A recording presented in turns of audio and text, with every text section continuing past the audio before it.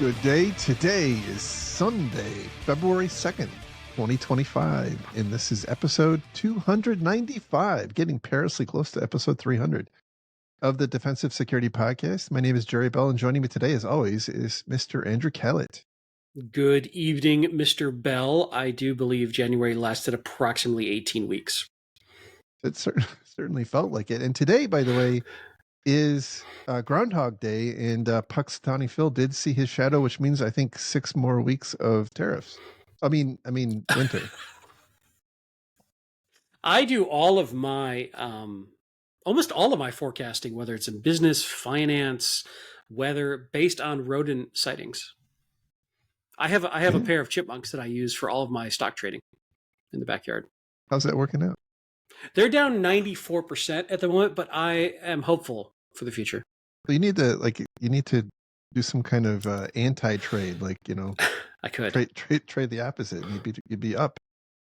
That would have been good info a year ago. Where were you? Right here. Right here. Anyway. So a reminder that the thoughts and opinions we express on the show are ours and not those of our employers. And another reminder that we certainly do appreciate everybody who is donating to our Patreon page, which is, by the way, patreon.com/defensivesec, SEC. And if you're so apt to do so, we would love to count you as one of our supporters. So thank you. Absolutely. You guys are awesome. We appreciate it. Right.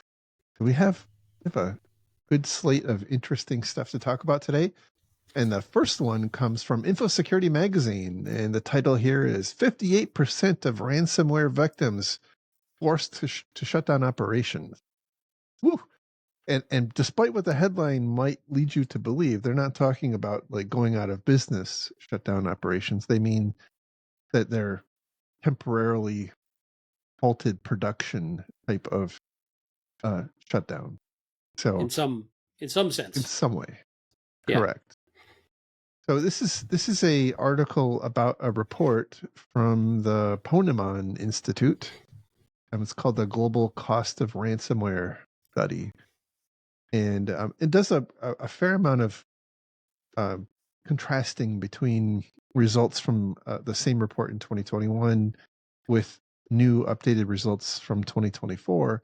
There were some interesting statistics that I pulled out of both the article and the report itself. I'll just kind of step through some of the highlights. Let's see. That, as the headline would lead you to believe, there was an increase in the number of victims that had to shut down their operations. It was 45%, went up to 58% last year. There was an increased number of victims that indicated they had suffered significant revenue loss, and it was up from 22 to 40%. We did get better. They did see a reduction in the time it took to recover from an attack from 190 hours to 132 hours. They said that the average amount demanded in a ransomware attack is $1.2 million.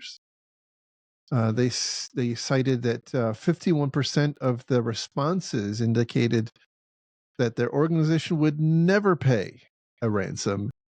But then they also say that 51% of victims did pay the ransom. And you might say, well, how could that be? In the reality, the math ain't mathin'. Yeah. Well, the reason is that they surveyed people who were not, like the survey included people who were not also victims. So, if there were, let's say there were 1,000 people, I think there was over 2,500 respondents, but let's say 1,000 people, 500 of them had suffered a ransomware attack, and 500 didn't, and of the total population, 51% is saying they would never pay a ransom, and of the subset that did experience the attack, 51% did pay the ransom. And they had some reasons why. They cite some reasons why that the victims paid the ransom. Um, they didn't want their data leaked.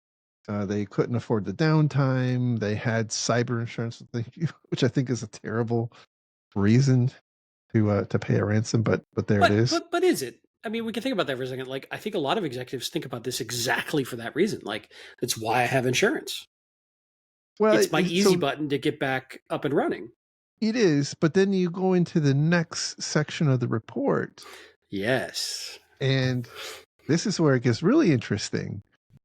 Um, they said only 13% of victims who paid the ransom received all their data back. Yeah, that was very surprising to me. So only 40%, 13%. But yeah, but go ahead.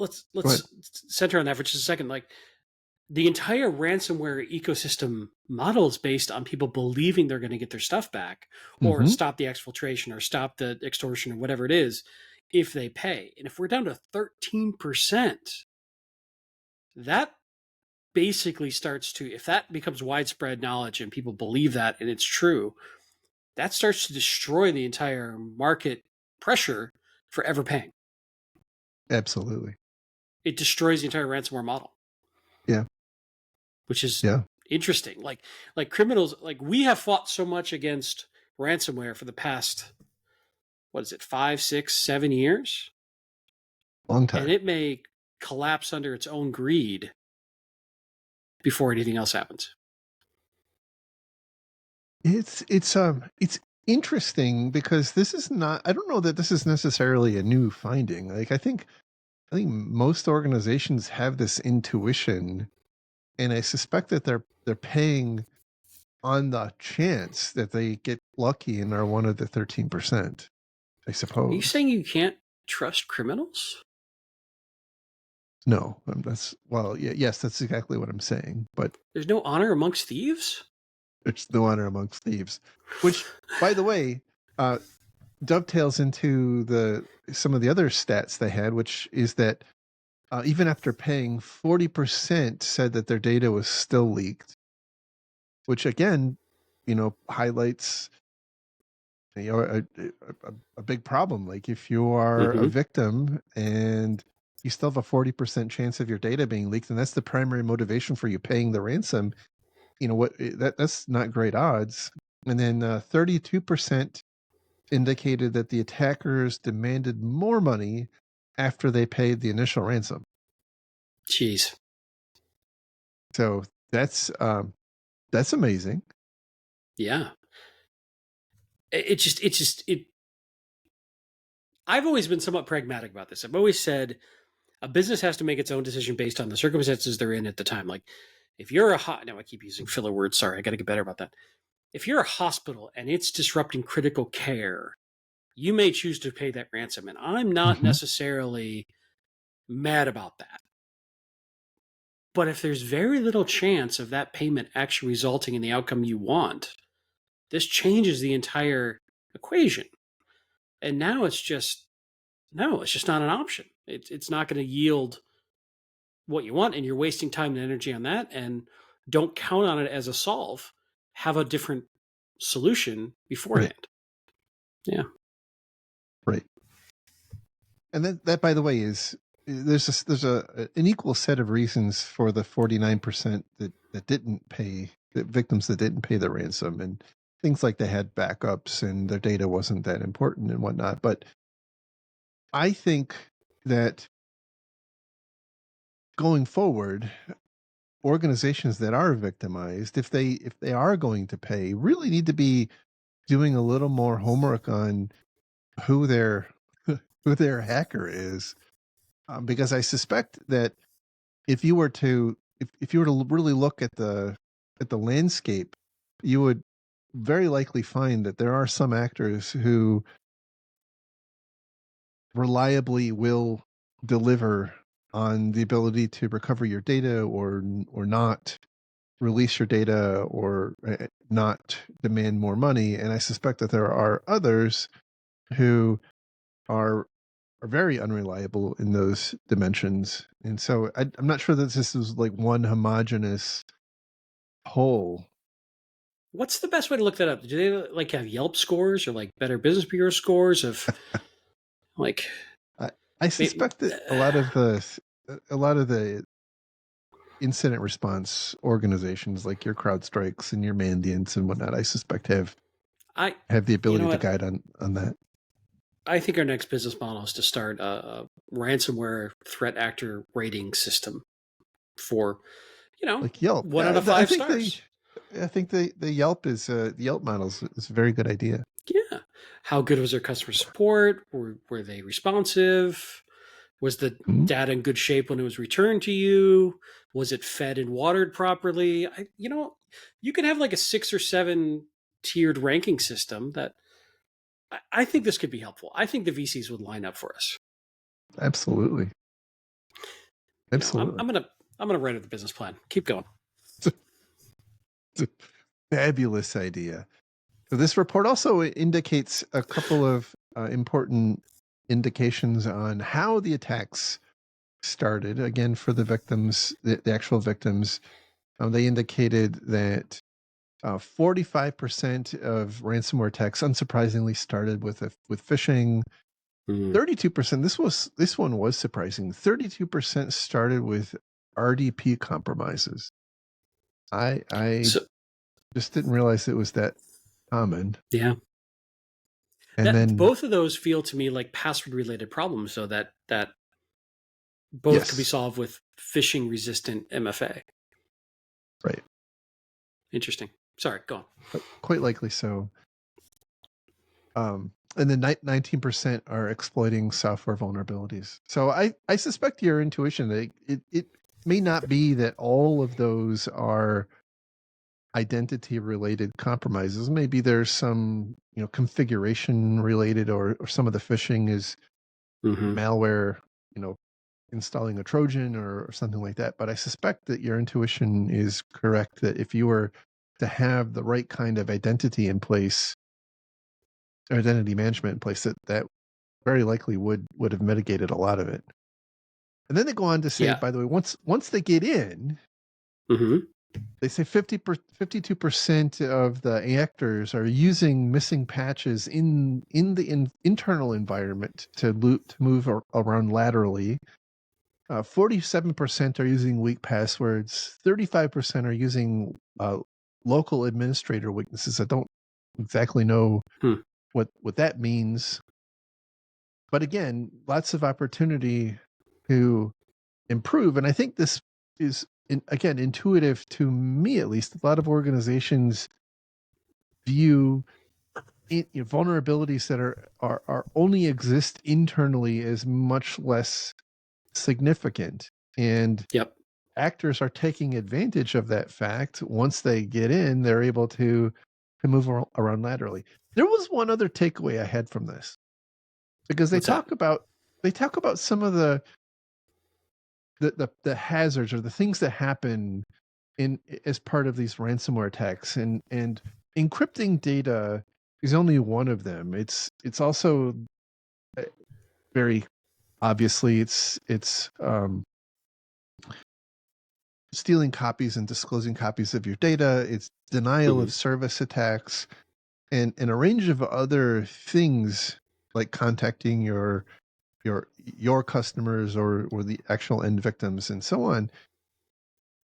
The thing that struck me was, we continue to talk about ransomware as if it's some kind of software that gets installed on a system. And I think that this is a much broader category of attack now than just like a piece of software that in every case gets installed on a system like this is bigger than what we had seen in the past with Mm-hmm. regards to, because it's what I'm trying to say is that not every one of these attacks actually involves actual malware. Sometimes they're using, as we've talked about in the past, like they're using the native functions in Amazon S3 buckets to encrypt data. They're just stealing the data. They're just downloading the data and deleting it without actually using any custom tools. They're like FTPing the data off the server. So anyway, it's a pedantic thing, but I think that we perhaps need to eventually find a new term, because I think ransomware, at least in my mind, is kind of a narrow, it has some narrow applicability implied in it.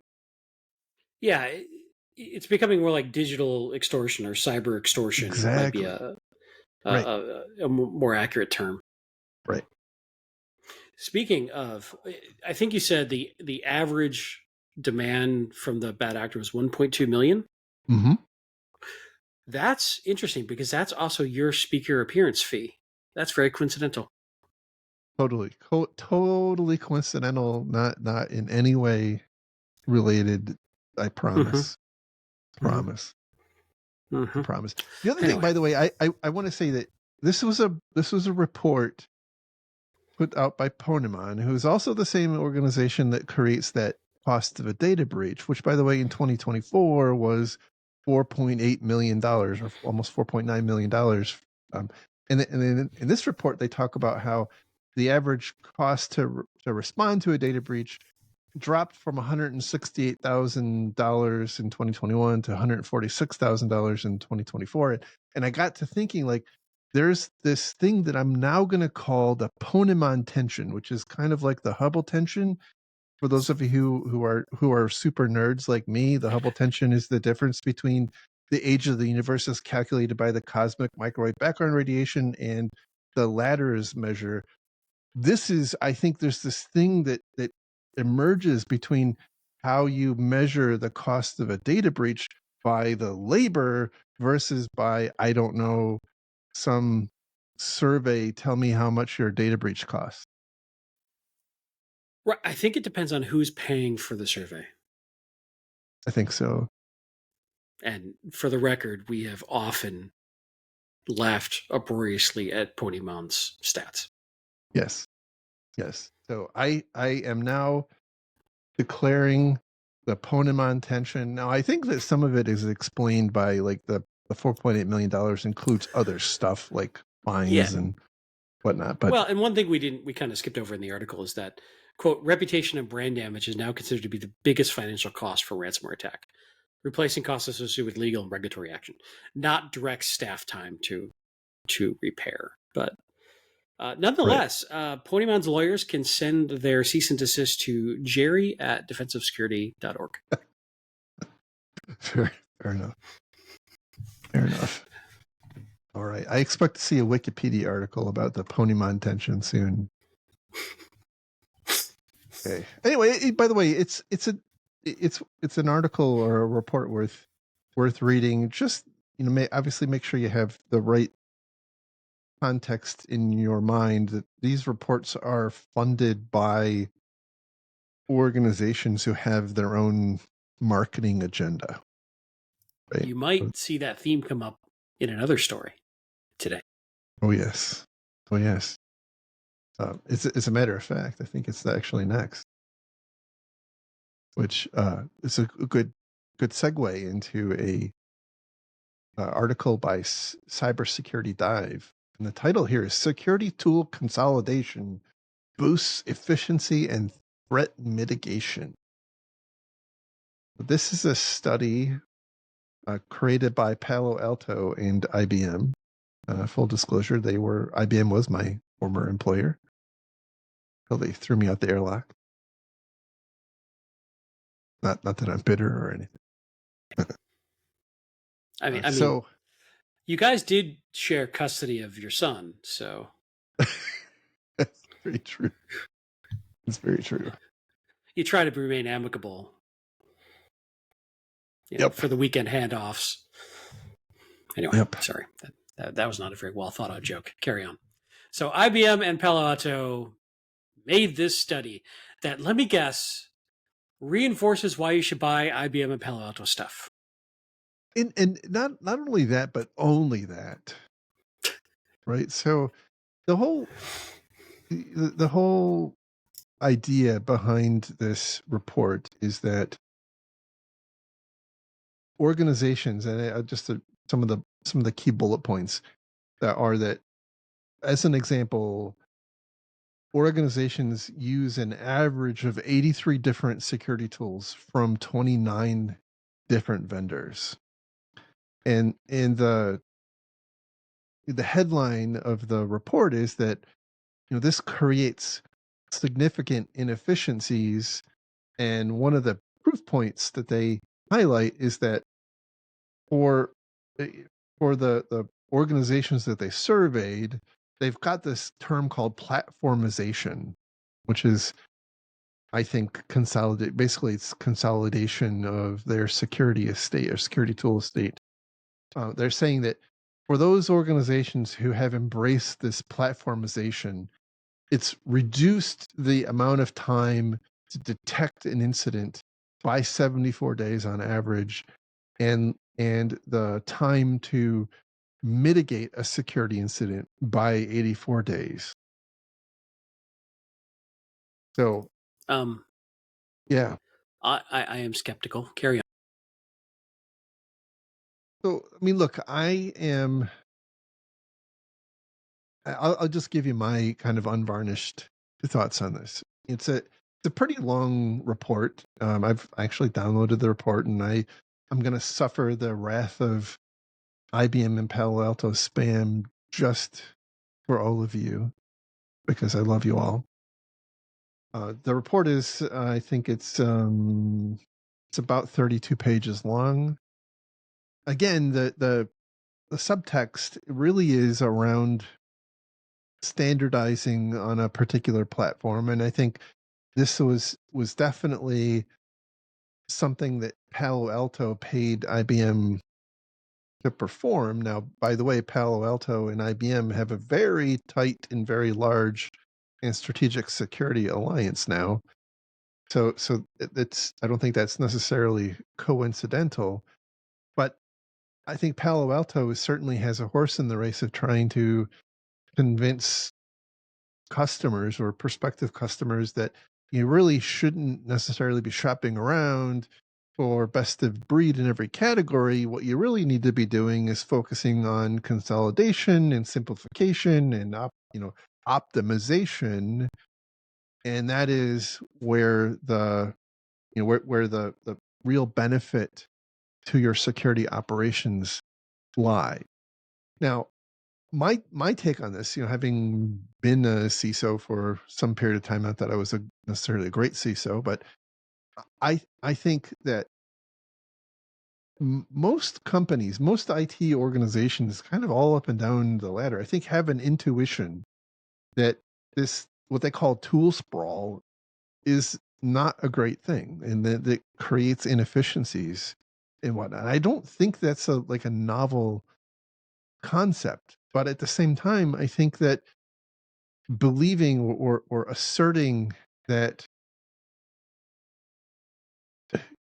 there's not a meaningful difference between what we would consider to be a best of breed security tool and what you would typically see as a something that's rolled up into a full featured security vendor. I think there's a significant difference in there. No, Jerry, it checked the box on the RFI. It's the same. And I also think, furthermore, that it is, now again, I'm not that familiar with Palo Alto's stuff, but I am familiar with a lot of organizations who are you have a kind of a similar go-to-market strategy, and the assertion that all of their tools kind of work together seamlessly is a joke, because most of the time they're like a big roll up of all kinds of little components that they've purchased from other companies and done a half-ass job of integrating. And then you, as the customer, on paper, when you go to buy it, it looks like you're buying this one thing that you will be all seamlessly integrated. And then you find out, well, like the Windows version you have to manage with this interface, and the Mac and Mm-hmm. Linux version you have this other interface, and if you want to use your firewall, you got this other management interface. And there's this, I think as a customer, you have this belief that I'm buying, company X's, maybe X isn't a great one to use right now, company Y's, security suite, and therefore it's all, seamlessly integrated. I think it's just not reality. And I think, Mm-mm. by the way, furthermore, it creates some big problems. And the one I will simply call it the Broadcom problem. Hmm. So think about what happens if Broadcom comes along and buys the company who's providing all of your security tools. Or maybe like VMware as an example, but sure. Or VMware. Yeah, Right. exactly. Exactly. Point is that, now you have to not like replace one component in your tool set. Like, you have to probably replace the whole tool set, or you're going to be in this unaffordable mess. All that said, I think that the net point is sound, that you really have to find a way to integrate those, and by the way, what that means is going to be very dependent on the organization. And in some Yeah. instances, it's going to mean that, like, you're selecting technology, security technology, not only based on like its effectiveness, but also like its ability to be integrated through APIs and whatnot, so that it can feed, it can be managed by the automation system that you've pieced together. So I it's a interesting thing. Now, there's, I guess, one other. I know I said there was only one more, but I guess my last thought on this is that I think this whole report seems to be implying that it is tool consolidation, or this platformization, that is driving these efficiencies. And they have lots of fancy charts, and they segment the respondents into quartiles and all kinds of crazy stuff like that. And the implication is very clearly that the the ones who are doing the best are the ones that are platformized, platformatized, however you say that, Who've adopted their vision. who adopted their vision. And I Yeah. think it's the wrong way around. I think the the the right way to think about it, I suspect, at least my intuition, is that it's the companies and the organizations and the infosec teams who are the most mature already, who are the ones that have adopted this. And my gut tells me that the mere fact of adopting this strategy isn't going to, reduce the amount of time for you to detect a breach or to respond and mitigate a breach. Like, those are attributes of the maturity of your program. And I think your adoption of consistent technology is an artifact of that maturity, not the other way around. It's a good point. I've been chomping at the bit to talk about this story. Uh, I'm pretty much Good. going to kill any chance Palo Alto and IBM is going to sponsor our show. So just for the record. Okay. Um, so for background, I also worked for a number of vendors in sales engineering roles. And I'm also been in the industry long enough that we've seen this consolidation cycle happen a couple of times. Computer associates, network associates, who else? We saw a bunch of other roles. I should have done research, and we've seen this McAfee, play. McAfee, Symantec. Yep. Symantec, very true. Here's how I think this plays out. And I'm just going to say real quick, I call BS on this report entirely, because this is a very market sales driven report that's targeted at selling to the executives in their customers. Mm-hmm. And there's a very clear reason why they're going down this path. So let's say I'm going to pick on Palo Alto, but I worked for Checkpoint. I saw the same thing at Checkpoint, and I'm probably going to piss off some Checkpoint people when I say this. When you get your core market that you're good at, So let's say it's Palo Alto or Check Point and it's firewalls. And you lock that down. You eventually get to a point where you've got as much of that market as you can. You've got the total addressable market, and now you are bumping along at like steady state. Steady state is not acceptable to these companies. They have to grow. They have to increase sales. So the way that these teams look at this is you now have a customer. Okay, you can either be a farmer or you can be a hunter. Hunter means you go find new customers. Farmer is you find more sales in your existing customers. And the way you do that is offer new functionality that comes with a new price point, and you spread laterally throughout the organization. Wiz, who I like, but Wiz is doing this right now, and I'll pick on Wiz a little bit too.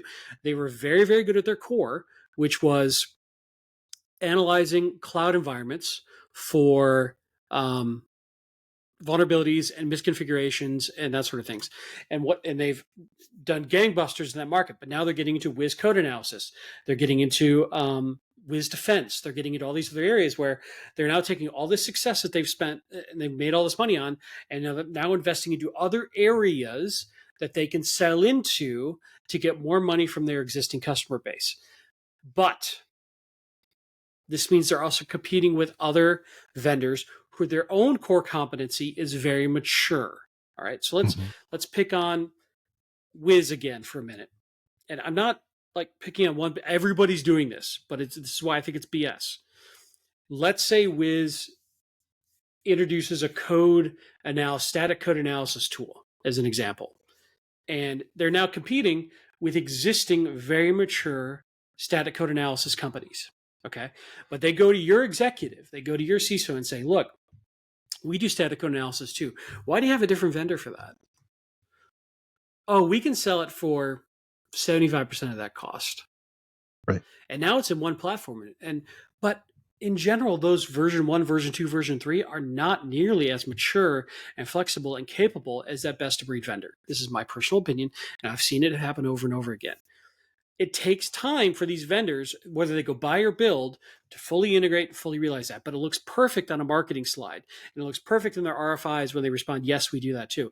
And when they're selling to executives, that is the sales tactic they use. And so this report reinforces that sales strategy of you're dumb to not go with a full platform because look how good we are. But when you sell to technical people after actually running it at the low level, actually have to make this stuff work, it's not nearly as good as they make it sound.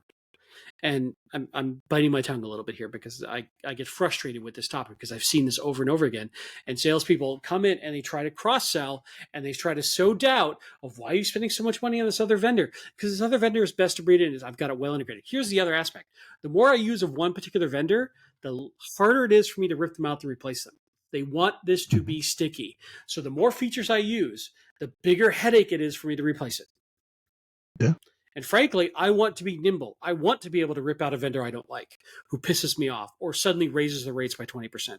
So frankly, I think as a non-CISO, but high-level security executive, I want best of breed that directly meets exactly what I need to do the way I needed to do it. Because here's the other problem. My platform vendor has their own view of how they solve the problem. That may not be the way I want to solve the problem.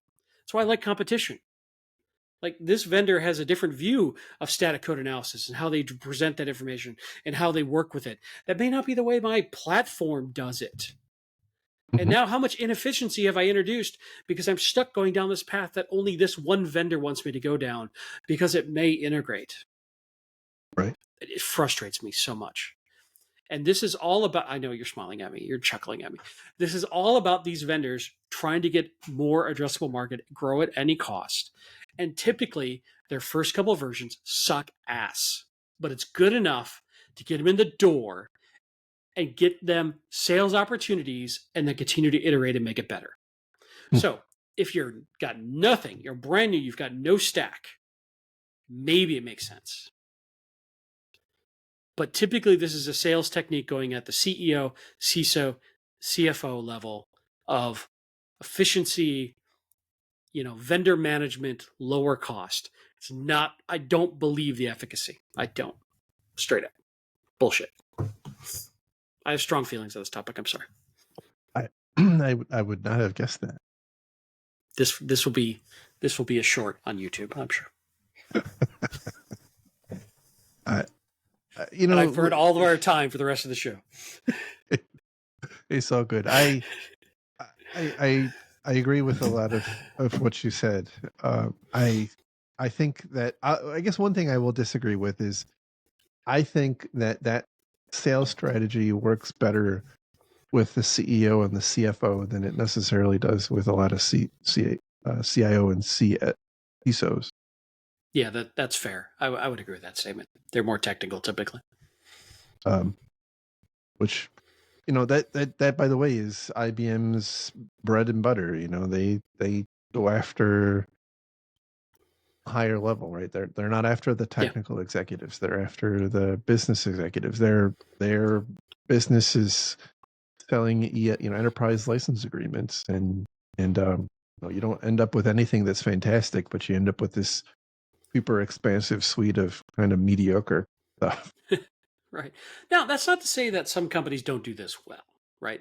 I've seen some companies who very carefully and thoughtfully expand beyond their core competency, and they do a good job, Mm-hmm. right? But the Palos and the IBMs of the world, they're growing through acquisition, and I I think I can say this now. I think all my NDAs are expired. Checkpoint was doing a bunch of this when I was there too, and they sucked at it.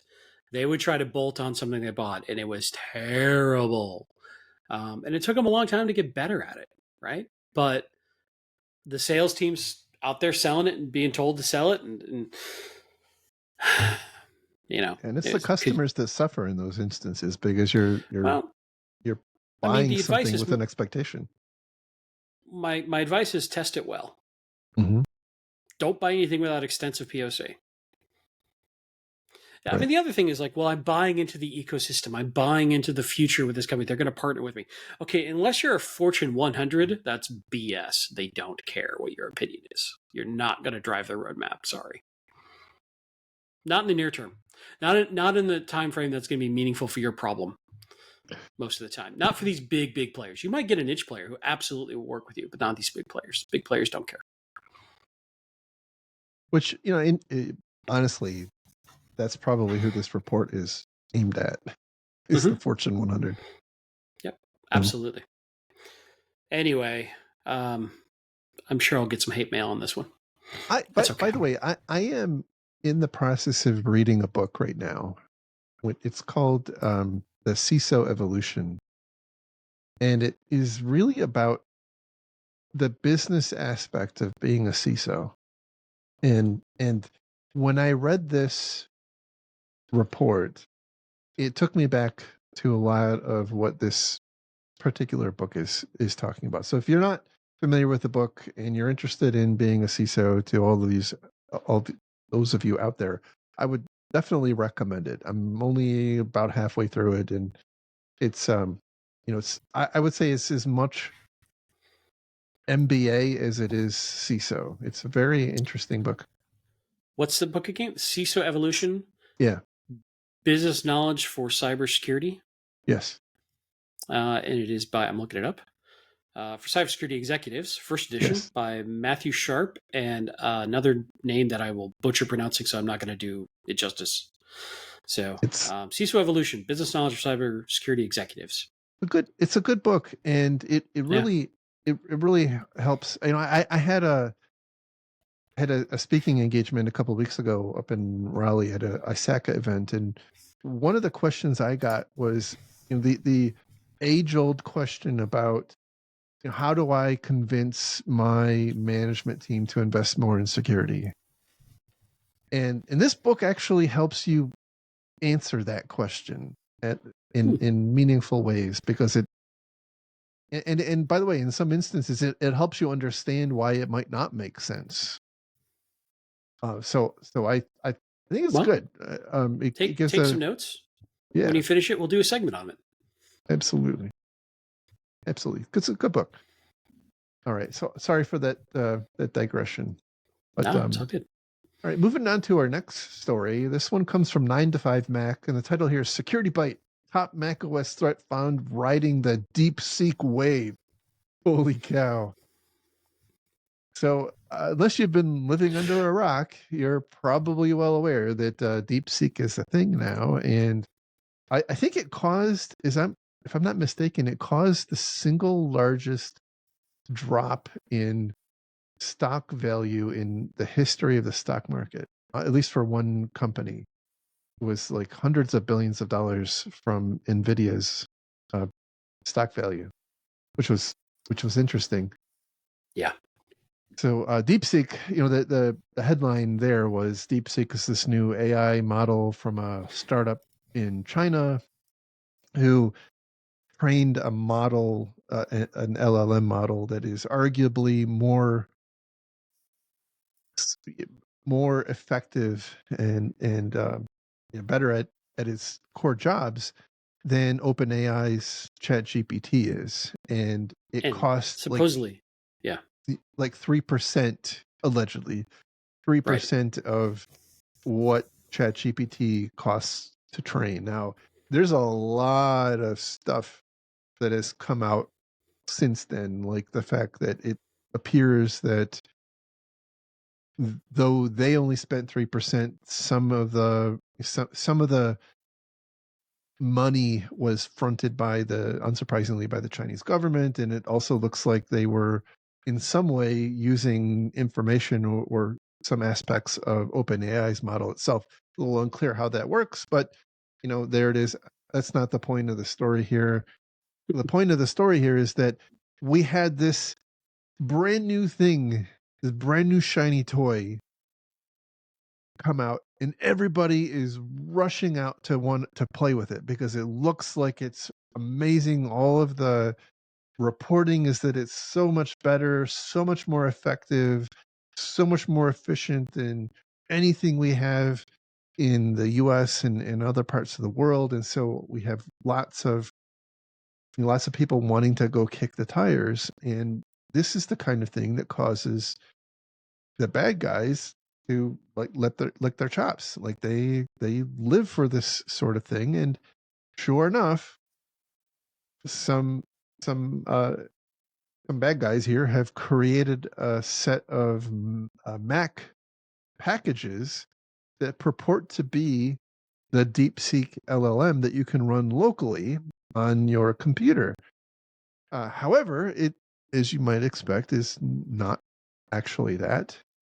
What I found most interesting about this, I mean, other than highlighting, we often talk, especially in the context of phishing attacks, we talk about there being a common element around urgency. And when you get a phishing email or some sort of social engineering attack, it usually has some kind of artificial urgency attached to it. Your account's going to get canceled, you're going to lose your email, your boss is angry, you're trying to close a deal, whatever. There's always some aspect of urgency, and I think that there's also a similar concept around novelty. Sure. And so Yeah. I think this particular instance is exploiting that novelty aspect. What I so in addition to that, the other thing that I found most interesting is that Apple actually did a really good job of preventing attacks from stuff like this. They have there was an X Protect, or I forget the Gatekeeper. Yeah. Gatekeeper. Yes, there you go. Yeah. That prevents unknown applications like this. What the adversary here has done is packaged up a file with some instructions for you to run this. Not only download the DMG, which contains the malicious version that can't be installed because of Gatekeeper, but it also includes a what looks to be an installer that you have to manually drag onto your terminal so that it launches a bunch of malicious bash scripts Getting around Gatekeeper. Yeah. to get around Gatekeeper. And we've seen this Yeah. before. There's another on the Windows side. There's another one where the attack basically forces it forces some PowerShell stuff into your clipboard, and then the trick is that it incents you to open up a PowerShell terminal and paste the contents of your clipboard, and then it's off to the races. So kind of similar thing. But what is interesting to me is that as I think about like the totality of all of the security awareness training I've ever taken in my life, and that's been a lot from a user standpoint, that has never come up. And this is It's something not to do. is something not to do, right? Yeah. And so I think that this is something that now we've seen it twice in the span of a couple of months. I think this is Yeah. something that we've really got to raise awareness around. Yeah. So for the record too, the malware like will grab all your commands, grab all your keychain, passwords, your credit card info, your files, crypto wallets, whatever. It's an information stealer is what it is. And it sends it all back. And in general, like I think you're onto something very interesting with the novelty. And I wonder if there's also maybe it's the same urge, but the fear of missing out on the new hotness and the new Mm-hmm. like uh, AI is this weird land grab of knowledge share right now. And it feels like we've talked about this a ton. I won't belabor this point, but everybody and their brother feels like in the information security industry or the software industry, if they don't adopt AI, they're going to go out of business. Oh yeah. And Oh yeah. it's so disruptive. Like it's the definition of disruptive. And who knows? I will say I am personally very gun shy of DeepSeek because it's China based, and we've got another story that talks about some interesting aspects of this. Um, uh, I'm going to say this as politically correct as I can. We have seen plenty of evidence that China is not shy about stealing as much information as they want, and they have a tight control over all the businesses in their country from a government level. Like they're I think it's every company has to be partially owned by the government, basically, and they can influence that. And China's not so much our friend in that sphere right now. So I'm I'm very cautious about DeepSeek, personally. Yeah. I think most countries engage in some sort of cyber espionage and whatnot, but I really feel like Sure. China has taken intellectual property theft and turned it into a industrialized endeavor. Well, And don't quote me on this, but it's my understanding that sort of the culturally,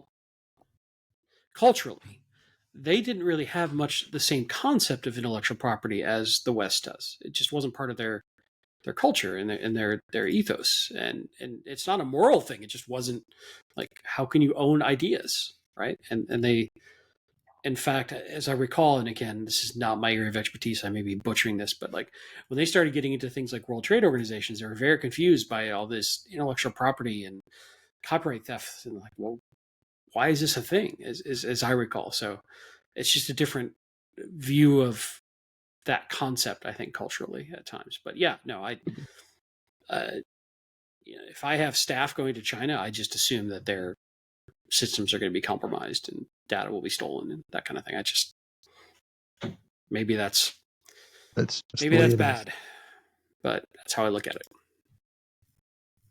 All right, our next story comes from Security Week, and the title here is SonicWall confirms exploitation of new SMA 0-day. So this is yet another. I guess it's not really a firewall per se. It's the appliance management console and the central management console. Uh, uh, I guess appliances or applications that are at issue here. There's a CVE, it's CVE 2025 23006. That affects version 12.4.3 dash 028854. It's great numberings there, guys.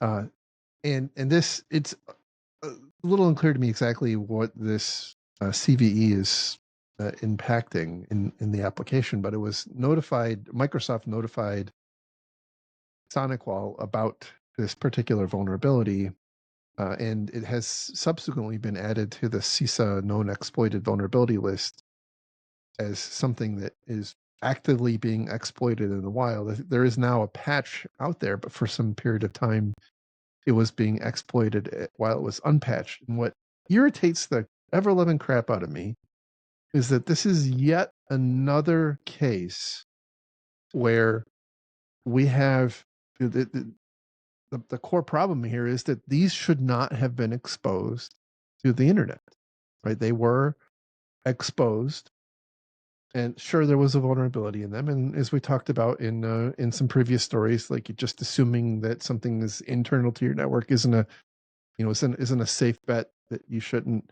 patch, but it is really flying without a net of any sort, in my estimation, to have management consoles connected to the internet. And I think we're at a point in history where we collectively need to have, as a feature of our security programs, a comprehension that we should be not only deploying things in a way that doesn't have the management consoles on the internet, but we should be actively looking for them and basically seeking and destroying, and have a way to handle those. Have a separate network, or some standard methodology to handle that, so that people don't have to kind of innovate on their own. That you actually have a standardized way of connecting and managing these things that doesn't involve the freaking internet. Sorry. Yeah, agreed. No, I'm with you.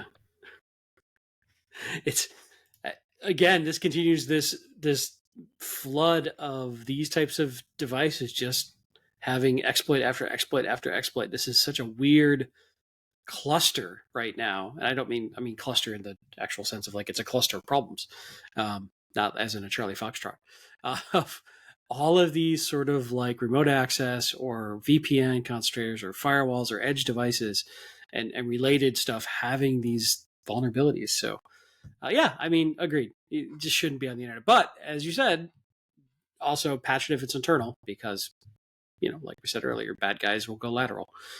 Uh, I, I don't know what else to say. It's like patch your stuff, guys, as soon as you can, and Well, don't. I think what bothers me about these is, as we've talked about in the past, we're at a point in history, and I certainly have my speculation on why this is happening, but we are finding almost every week another firewall, another component of a firewall, not necessarily the same vendors all the time, but some aspect of commercial enterprise firewalls are being exploited as 0 days before patches come out. And in most instances, not all instances, in most instances, those are impacting components that have no business being exposed to the internet in the first place. And so companies are getting Yeah, compromised because people are deploying these things in irresponsible ways. And I don't know if it, I don't know what necessarily is the underlying cause of that. If I know that there was one particular vendor that I used to deal with in my former job, that the lower tiered firewall appliances defaulted to having their management interfaces on the internet. And it wasn't until you got into their upper tiers that it actually, by default, provisioned them so that they were on an internal protected network. So that I hurts my suspect soul. I suspect that that there is some culpability, or some culpability might not be the right word, right? But there's some aspect of the feature set of the devices themselves that are perhaps contributing to this, or the documentation, or the consulting services that go into them. I don't really know, but God damn it, we got to get these things off the internet. Yeah. Yeah. Well, hey, if it makes you feel any better, at least in this case, one researcher said Shodan only found 215. Yes. Roughly 2,000 exposed SMA appliances. 215 appeared to expose it that were impacted by this. That's a pretty small amount, but your point still stands. And yeah, you but that know, was, by the way, I don't know how. I'm not sure how many of those had to get taken down because they were already compromised. it's Like, true. is that 215 at the peak or after, You know, widespread you're exploitation? you're unemployed right now. You could make it your mission to walk the earth and find every single IPv4 address and make sure it's not an exposed management server. I And could. and you could get in adventures. You could walk from town to town like the old Incredible Hulk.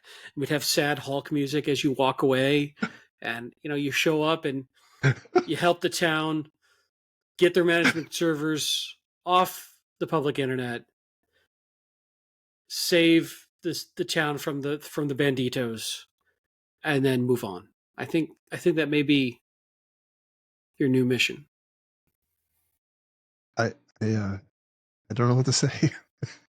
I think get it's some a great comfy idea. walking shoes, I think, is what you should do, and start walking the earth and preaching. Turn off those management servers, Mr. Gorbachev. Tear down this management interface. I think I need to find some way of doing this. I mentor a team who does something similar with open S3 buckets, and they're equally frustrated with people leaving open S3 buckets. So yeah. It could be like the A team. It could be It could be a team up of, if you're in trouble and you can find them, the cyber A team will show up and solve your problem. And we would fly around on Airwolf, right? You leave Airwolf out of this. She is a queen. Was. She will always live in my heart. All right. If there's any show that's due a reboot, but if they do it wrong, by God, I will riot. I don't know why there hasn't been one. It seems like we're way past it. Anyway, boy, we went far afield on that one. So the last story for today comes from the register.com. It's been a long time since we've had a Register article. And the title here is Guess Who Left a Database Wide Open, Exposing Chat Logs, API Keys, and More? Yep, DeepSeek. Dun dun dun. So this was a issue found by Wiz. Wiz's research team is super adept at finding exposed or improperly secured databases. And in this instance, they found through some subdomain DNS reconnaissance a ClickHouse database that was wide open to the internet with zero authentication challenges that provided access to apparently millions of records or millions of lines of chat logs. So people interacting with the DeepSeek LLM, kind of like you would do with ChatGPT. So not only do you have to worry about like them using it to retrain their models or whatever else, they could just leave it exposed to the internet for anyone to find. Yes. Hey, more training history for other vendors. Right. Which I think is another one of those lessons around the novelty, right?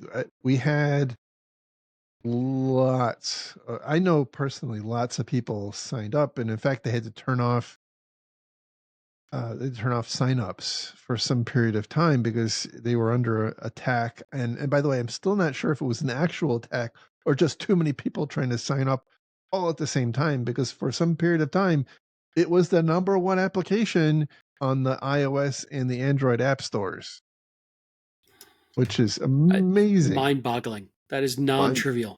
mind-boggling. And and look, this is you said it before, right?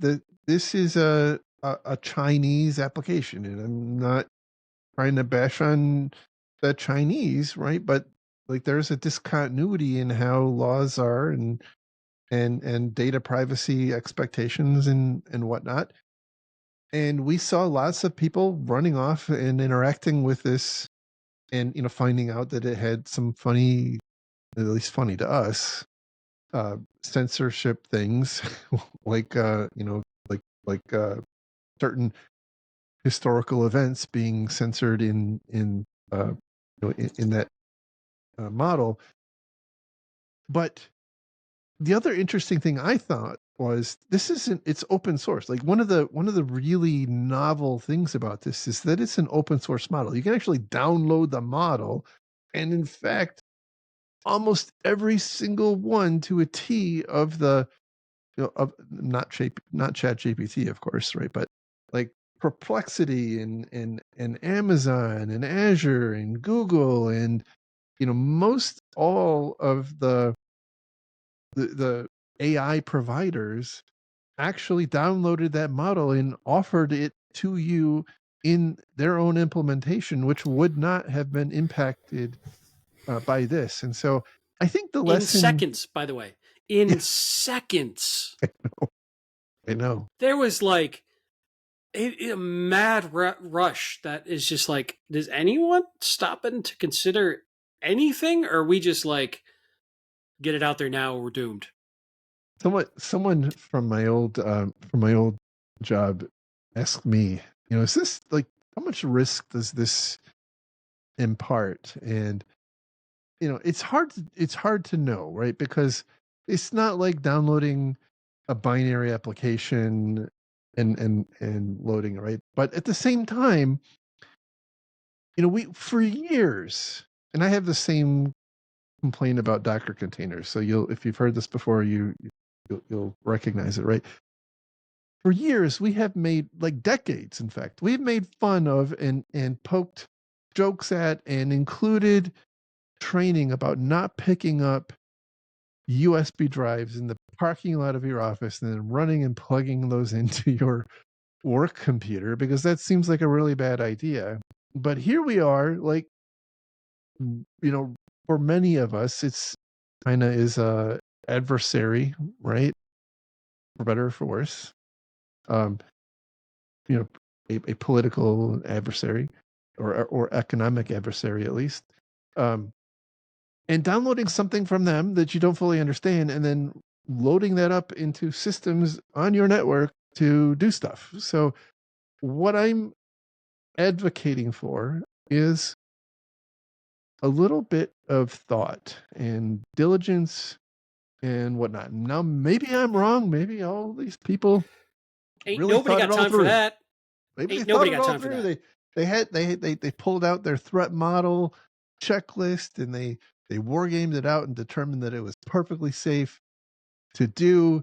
And so then they went and did it. But I have a bad feeling that's not what happened here. And in the instance of people who actually used the hosted version of DeepSeek, your data may have been exposed. You if you Okay, boomer. This is not 10x thinking. it's definitely not 10x. No, I'd never claimed to be a 10x thinker, by the way. Hmm. Only This is not 11x. this is not the innovate this is not the innovative mindset we need. But No. back to the story, it gets worse. It wasn't just that they found like raw data of chat history, backend data, sensitive information, log streams, API secrets. The SQL databases were available to them, and they could send and execute any arbitrary SQL query from their browsers. Show Right. tables, run tables, like everything. Like they had operational control it was wide open, unauthenticated. Mm-hmm. And of course, I mean, to DeepSeek's credit, when they were notified, they quickly fixed it. But I'm speculating here. I said the same thing about OpenAI, by the way. When companies are rushing to get this stuff out the door, security often is missed. Mm-hmm. And I mean, this is a huge miss, but more subtle misses could certainly happen, and maturity is not there. So, speed can be the enemy of security. And we are seeing a whole lot of speed around AI right now. Yeah. Yeah. And, but business is going to business. And I would caution you, dear listener, if you are the okay boomer Luddite that Jerry's being in the business, be careful how you say it. Otherwise, you will be shut out of the conversation. And I know that sounds very cynical, but it is true. Like, we don't want to lose our seat at the table by being too risk averse on this, for good or ill, movement that's occurring, in my unsolicited opinion. Yeah. Yeah. But look at frankly, this is bad for all the stuff to have been wide open. And uh, who knows what else is out there for any of these vendors like this. And they're probably getting a lot of free audits right now. Oh, count on it. Count on it. I know there's a lot of consternation. I think that the European data privacy people have opened a GDPR investigation into them, but at the same time, like I don't necessarily know that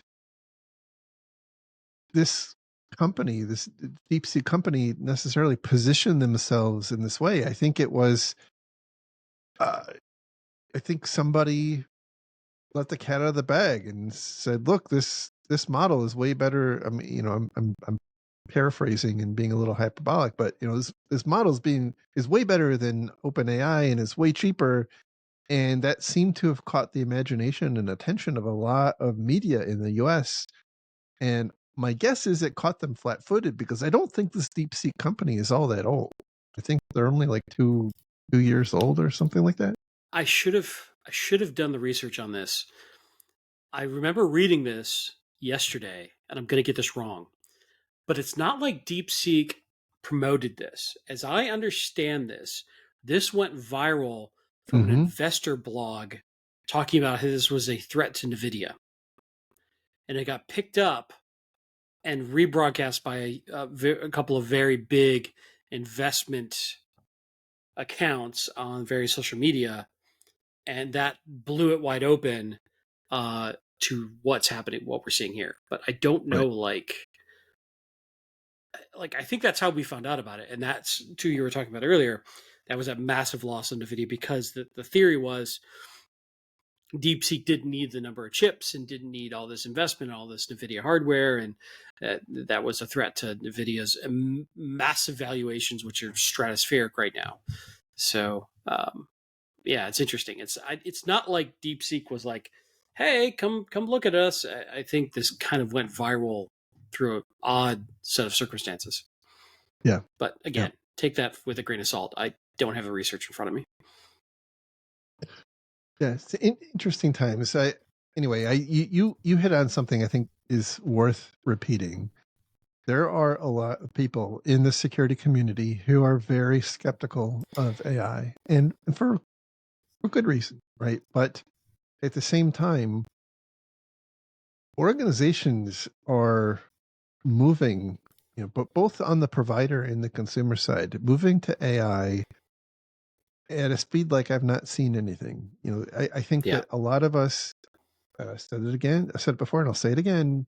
A lot of us are looking at AI through the lens of our experience with blockchain.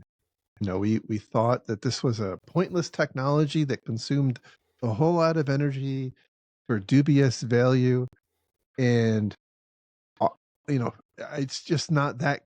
It's not that situation here. Are there instances where people are sticking AI in pointless stuff? Absolutely. Are there things that are being AI enabled today that will not be AI enabled in 2 or 3 or 4 years?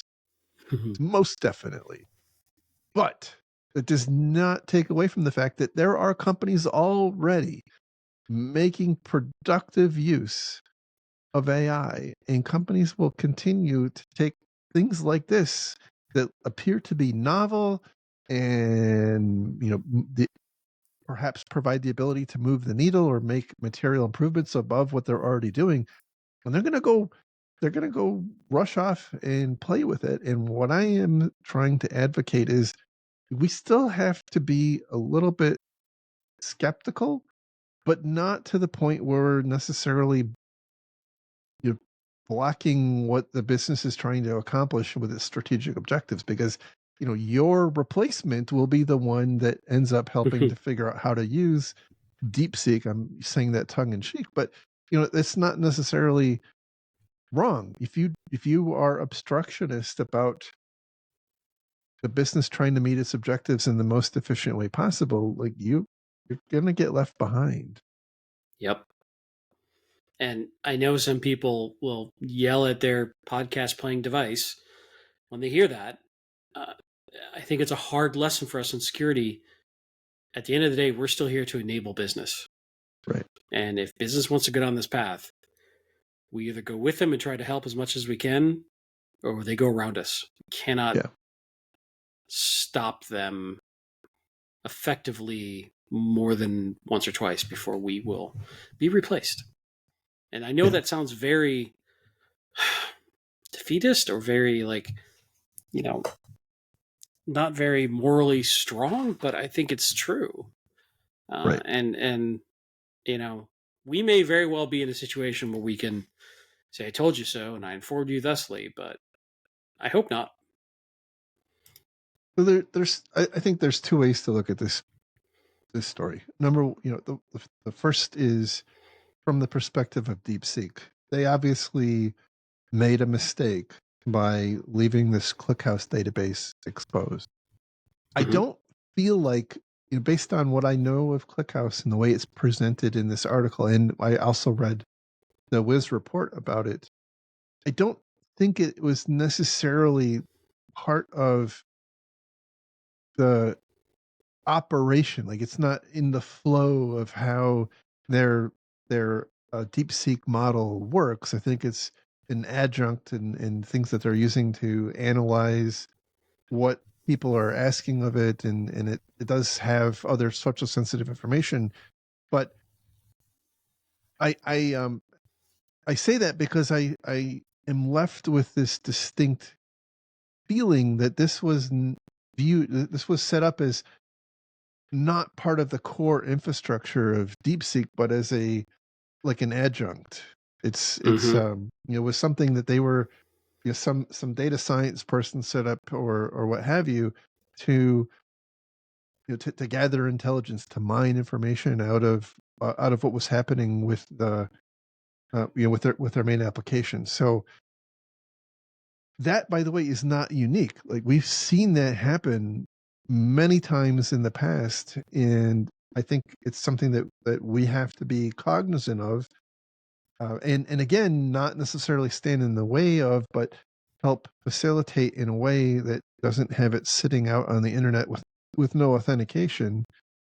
And then Mm-hmm. on the very other side, I think we have to be, again, looking through the lens of what we just said. I think we have to be the advocate to say, well, maybe we shouldn't play with the one that's hosted by the company in China. Maybe we should try to find one who is, who it's either hosted by us in a sandbox or in a partner that we trust, like, AWS or Azure or what have you. Yeah, I agree. I mean, the problem is AI is getting built into everything that you can't control. Like every bit of code, every SaaS tool you have, every whatever next version is going to have some bit of AI, and who knows where that's being run out of. So it's not all very discrete that But you can control. it's true. I guess I'm But I'm talking more of the tire kicking. Like, I yeah, yeah, yeah. yeah, agreed. I mean, the DeepSeek terms of conditions are very, very clear that they're going to gather and keep everything and use everything you type into it. It's So not that uncommon no, for this sort of thing. So yeah, anyway, I hear you. And on that was that a positive heavy note. note, And I have no cats to show you. Damn it. oh yeah, I don't have any. My in my office right now. They're off somewhere else. Anyway, thank you everybody for your time. I hope this was useful to you. You can find links to all the stories we talked about on our website at defensivesecurity.org. Just look for episode 295 and you'll find it. You can find all of our back episodes and links for those back episodes as well. You can follow me on social media. It's at Jerry at infosec.exchange, which is my most excellent Mastodon server. And where can they find you?